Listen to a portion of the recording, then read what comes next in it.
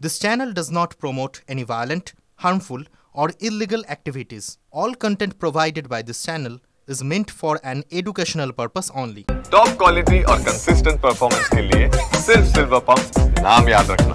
আসলে তিনি অসুস্থ না গোটা বাংলাকে অসুস্থ করা হয়েছে এবং তৃণমূল দলটাই একটা অসুস্থ এবং ওটা কি ওরা সুস্থতা যেমন এখানে নিউ নর্মাল বলে এই খিস্তি খেউর করা মেয়েদেরকে অপমান করা তাদের সম্ভ্রম নিয়ে টানাটানি করা ঘরের মা বোনেদের বউদেরকে টানাটানি করা এটাকে একটা বাংলায় এখন নিউ নর্মাল করা হয়েছে।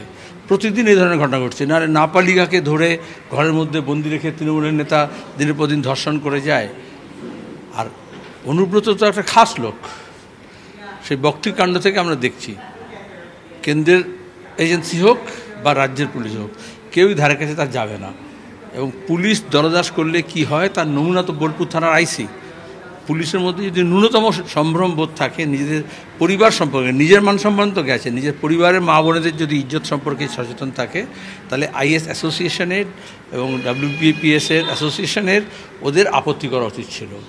একটা মাঝখানে আর শুনেছিলাম পুলিশ ওয়েলফেয়ার বোর্ড তৃণমূল এটা দাঁড় করেছিল তৃণমূলের সব অ্যাসোসিয়েশন বন্ধ করে দিয়ে, তো সেই ওয়েলফেয়ার বোর্ডটা কোথায় গেল? এটা কি অনুব্রত পুলিশের ওয়েলফেয়ার করছে? আর পুলিশ কেন ডাকবে?